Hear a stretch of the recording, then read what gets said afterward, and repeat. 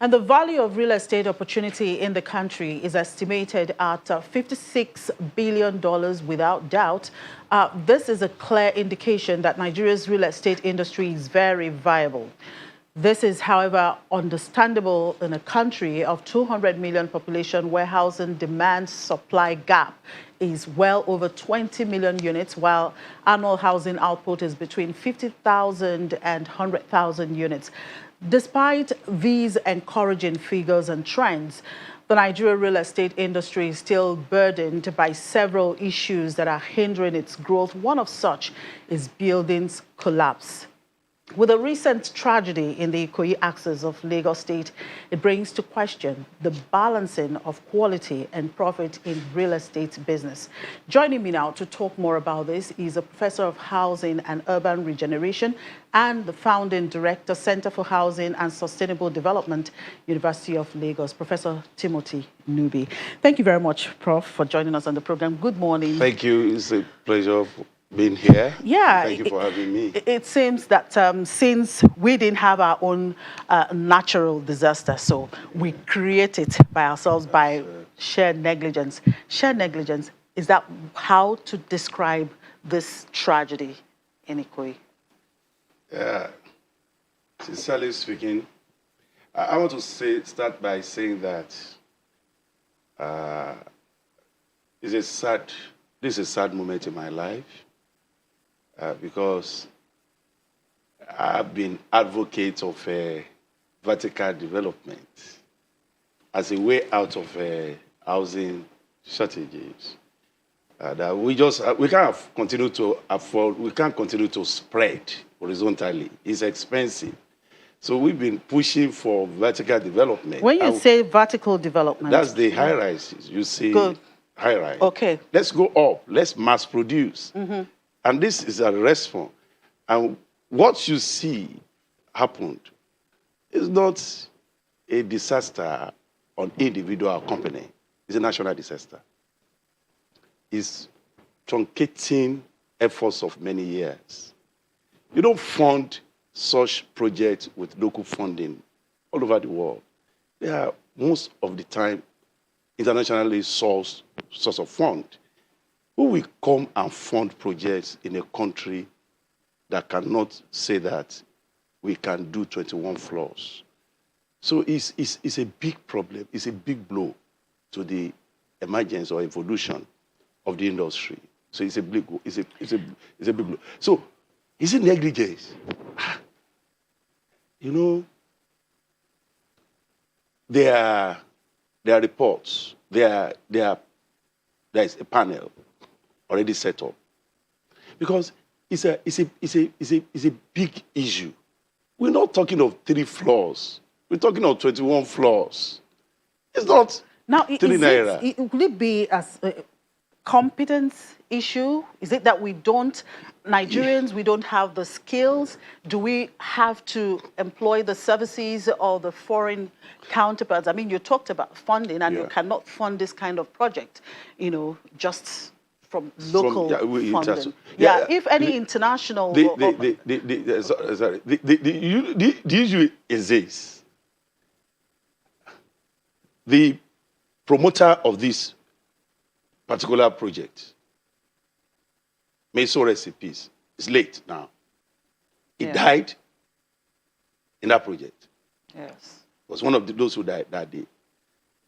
The competence, when we are talking of competence, this was a man, or is a man, we can use words now, who was celebrated in UK, the first black person to do high-rise in UK successfully. So what do you think may did have it in South Africa. What do you think may have gone wrong? So if we are talking of competence, if this is the first project in Nigeria, if this is his first project in life, then we'll say competence. It's done it in UK, it's done it in South Africa. Now in Nigeria, it failed. Then we begin to look at our value system. We begin to look at our value system.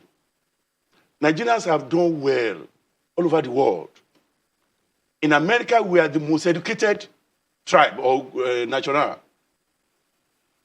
all over in America. 70% of Nigerians in America, they hold their master's degree. Yes, statistics are there. We've done well all over the world. Why is it that when we come to this country, we cannot do well? People that are celebrated over the world, they come to this country, we cannot do well. Then we begin to look at our system. Begin to look at this Nigeria as of today is different from the Nigeria that we were born into. It's a Nigeria today that is individualism driving the system rather than institutionalism. Institutions were not respected. Individualism, whom you know.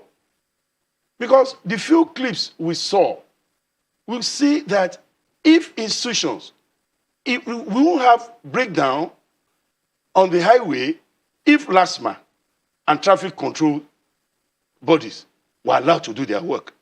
If we can obey traffic lights. But somebody is arrested, breaking traffic light, is making a phone call, and the person is let go. So individualism triumphs over institutions. So it is because there is institutional breakdown. Building process. Before you can erect a building, especially of that magnitude, there were processes.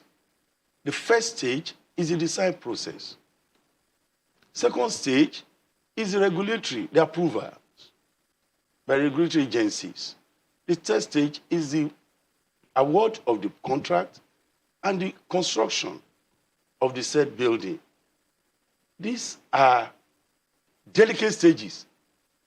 The design stage, if you don't get it right, the building can collapse right on the drawing board. So experts have to be brought in. But my concern is when we look at the volume of work, 21-story building is not what quacks could be involved. Professionals must be involved, and they were involved. So we begin to look at what went wrong. Absolutely, because that's the question a lot of Yeah. people are seeking, for answers to. And also, that's also talking about now quality Yes. and profit. Yes. I mean, these are private individuals. Yes. How do you balance? What went wrong? Is it about cutting costs?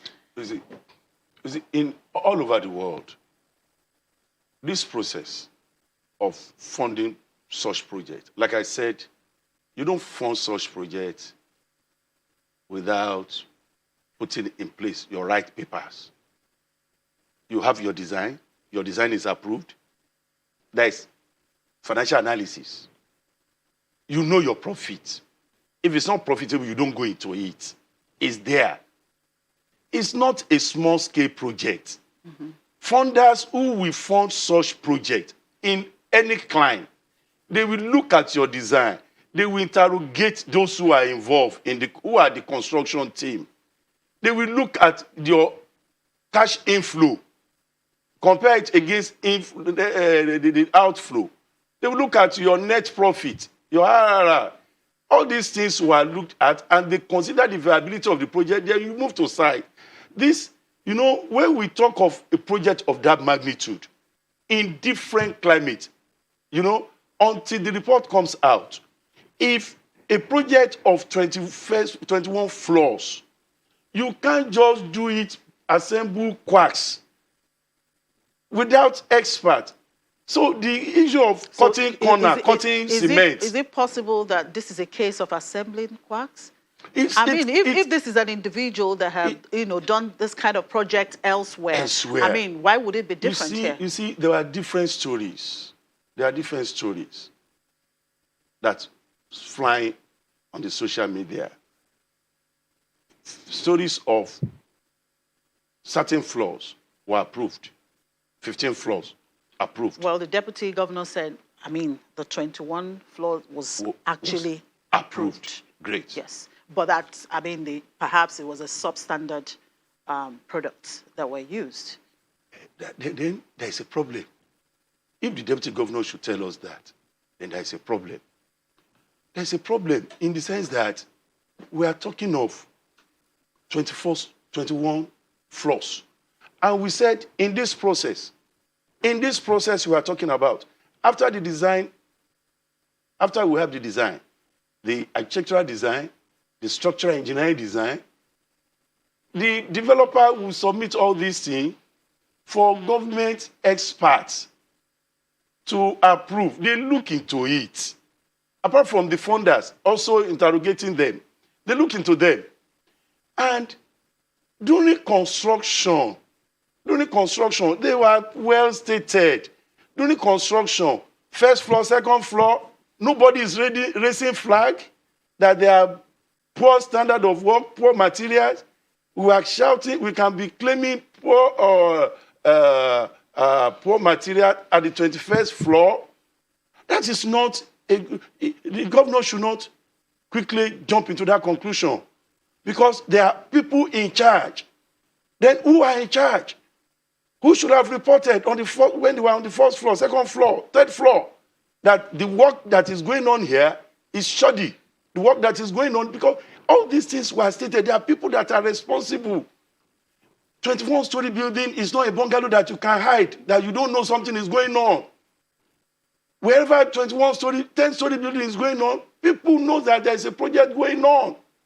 So government officials cannot say that for such projects, at every stage that they were casting concrete for each floor, that they were not supervising and approving every stage. That's what the law says. Now, I mean, I don't know. We've seen a lot of real estate, coming up. Yeah. Let's take it from the perspective of the government. I mean, government have been involved in developing houses, talking about housing development to bridge the housing deficit. Yes.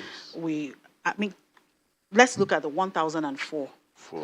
We have the Jakonde estate. I mean, these estates were built long time ago and they are still standing. So why are we having these issues? Why is the government's project always different from what the private sectors perhaps are doing? We've not had this issue of government estates, dropping.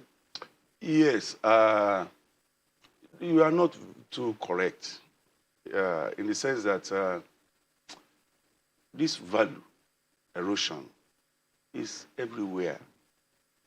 If you come to University of Lagos, you see the buildings that were done several years ago, the Senate area, the auditorium, the engineering, the science faculty. Then when you come down towards the gate, you see constructions of the last 10, 15 years. You can't compare them. Every generation always leaves this world. In most parts of the world, a generation will always strive to leave this world better than they met it. But that's the reverse in this country. Those estates you pointed at, there were 3 floors, 4 floors. There were 3 floors, 4 floors. And when you see 1004 that we are saying that were built in the 70s, you can't compare them to what we are building now. You understand what I'm saying? That is what, as I grew up in this country, as a young child, I have an aunt that was selling beer. And I saw written on the front of the shop of an unlicensed that there is a place, if this place is licensed for on, you can drink there.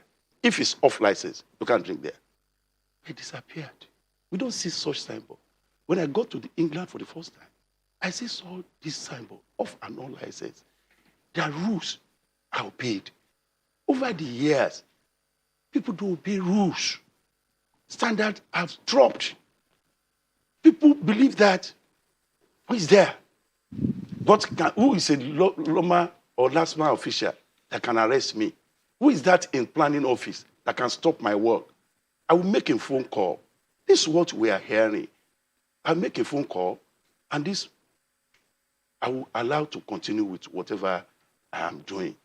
That if government agencies were allowed to do their work without interference from individual, the power that beats, wherever they are, we will have a better country. if institutions will be respected, if we can collectively build institutions, because institutions that will regulate. No university can just come up and do whatever they like. There's NUC, regulating your curriculum, regulating your teaching, regulating the way you mark scripts. If you don't do it, they will withdraw your accreditation. NUC is there, regulating. If other agencies were given that power to do their work, we won't have this collapse here and there. All right, Professor. I mean, when we started this conversation, you talked about how sad, I mean, the situation is for you, because you've always advocated for high rise. High rise, as we talk about bridging the house deficit gap. So going forward, well, I would want to get your thoughts on that, but we'll take a short break, and then we will continue thank you. That conversation. We'll take a quick break, and when we come back, we'll continue with this conversation briefly.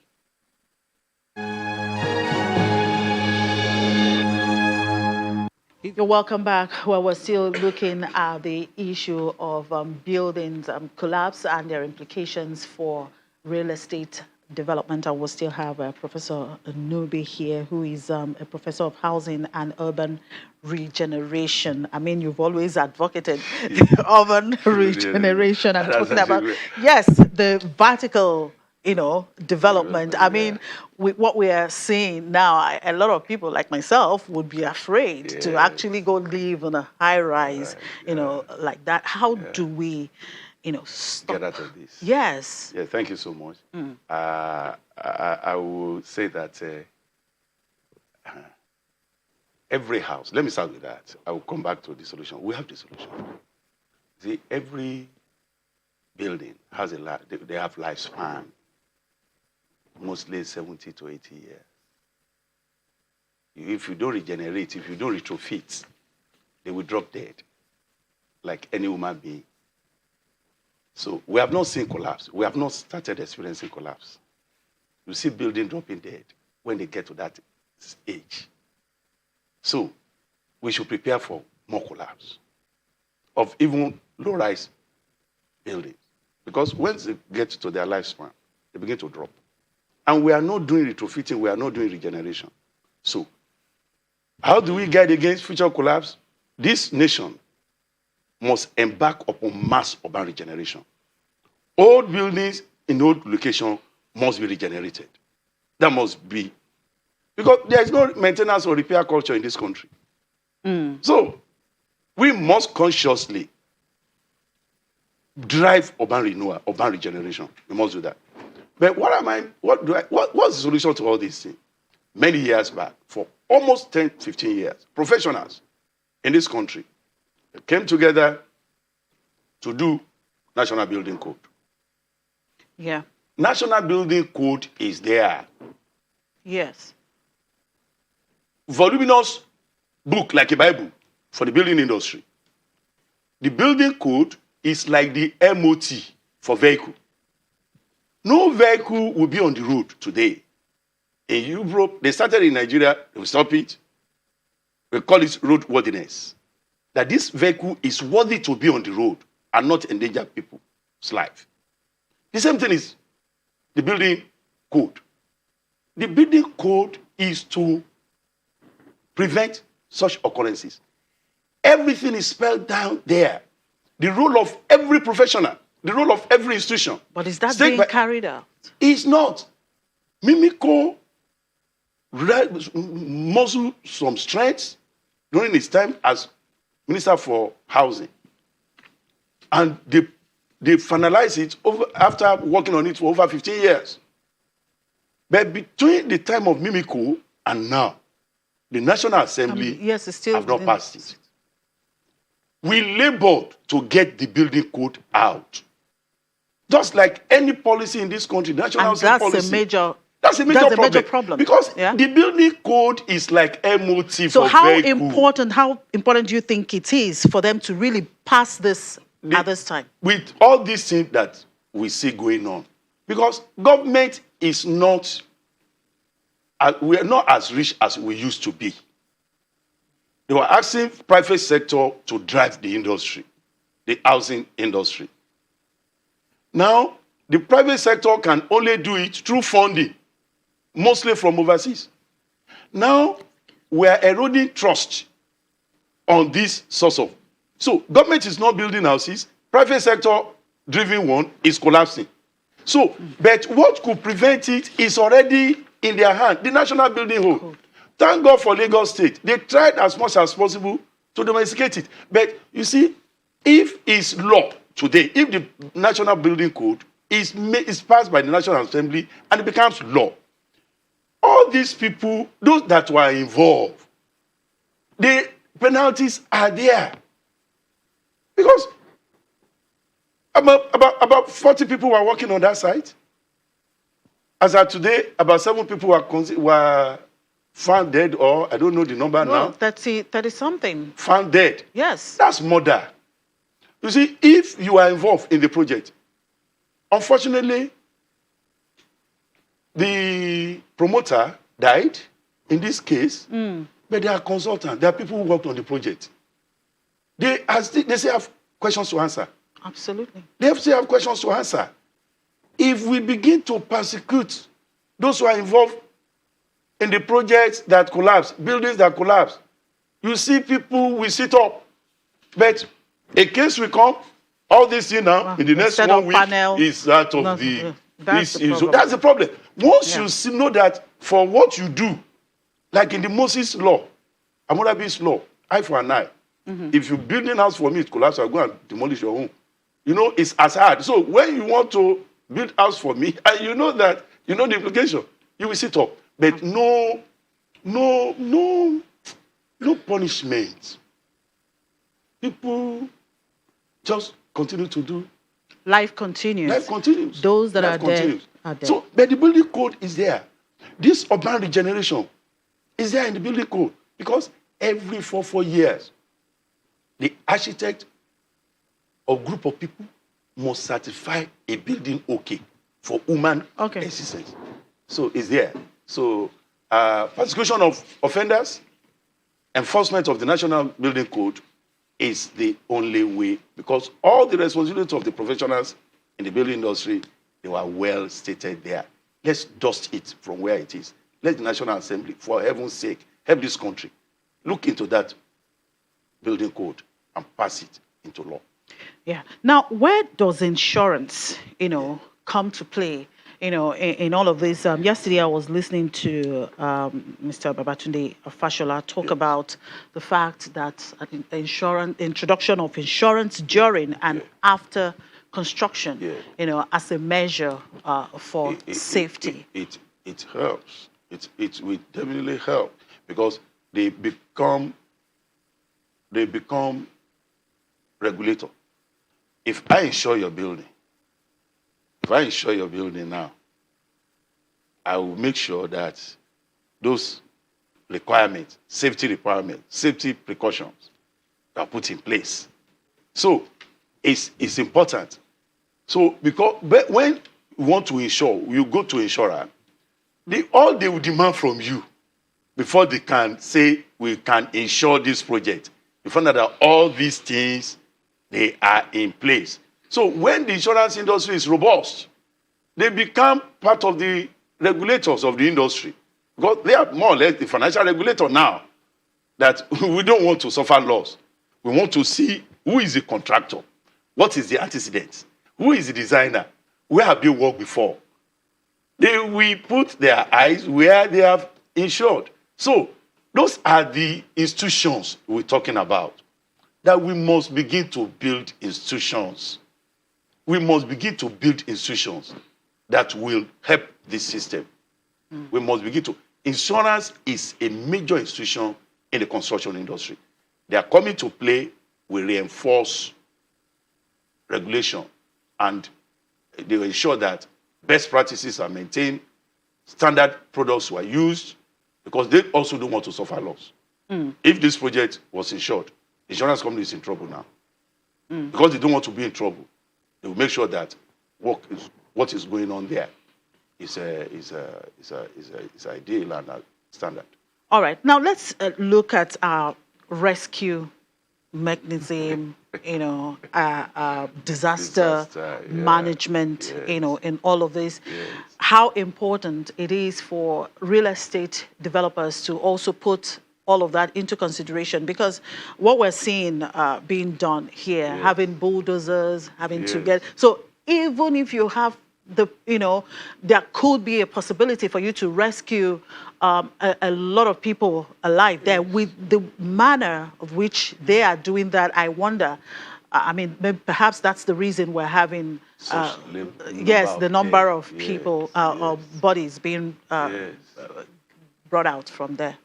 Yeah, I read it, that when it happened, few people that were around, they were trying to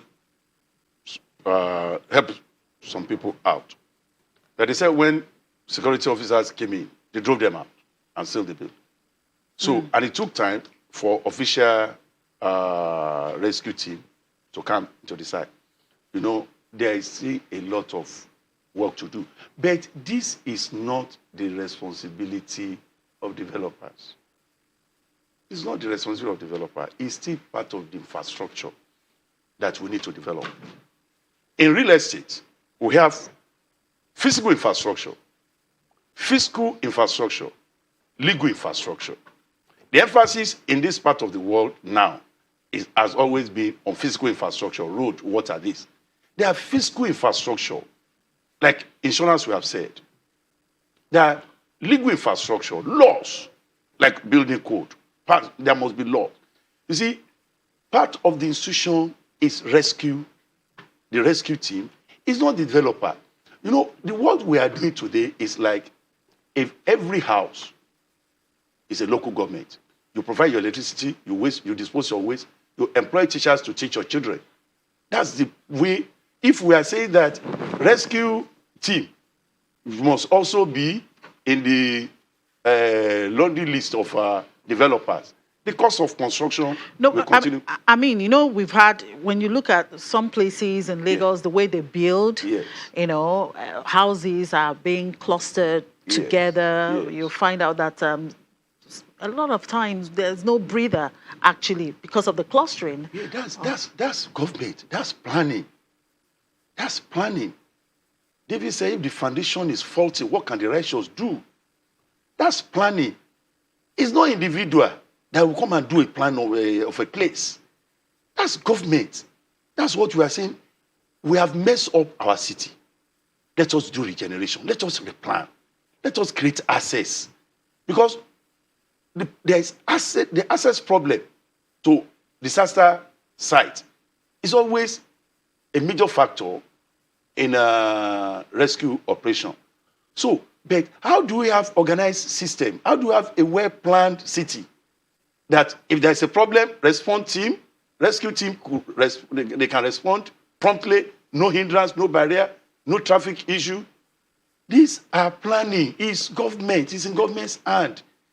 Every developer must submit their layout. If it's not approved by government, you can't go and build. It's still part of the design, regulation, approval. If all these stages were thoroughly followed, we can't be crying foul at the end when the problem actually started right from the design stage. So we must have sound design. We must have master plan. Areas that we have messed up, no adequate access, we must begin to do regeneration. Replan the places. Most cities in the world, Chicago, for instance, has the largest slum in the 80s. That Martin Luther King led demonstration to do away, to tear down the slums in Chicago. Today, Chicago is a beautiful city. So the fact that we have slum today doesn't mean that that's our life. Let us replan them. All these problems we are seeing here and there. Because like you said, that building collapsed, yes. But people were still rescued the following day. Mm-hmm. If people move to that site, immediately it happened. We'll rescue more people. Many people will be alive. But it took time for them to get there. It took time for the rescue team to even gather themselves together, to get there now, to gain access. All these are implications of the problems we've created for ourselves in the past. But because we've messed up the past, doesn't mean that we should be living in that problem. Nations roll their sleeves and they solve their problems. No all over. 1986, Dubai that we rushed to today, it was a small village in the desert. So many things. And as a nation, we have achieved great things. Abuja is a beautiful city, one of the most beautiful cities in the world. If we achieve Abuja, between the time that we built Abuja, why can't we transfer it to state capitals, local government capitals, and regenerate? It's not a rocket science. We have done it. We've built Abuja. Abuja, if it's a white man project, it's being Guinness record. A desert, a wilderness, turned to a mighty and beautiful city that can compare with any city in the world. We have done it. It's not a rocket science.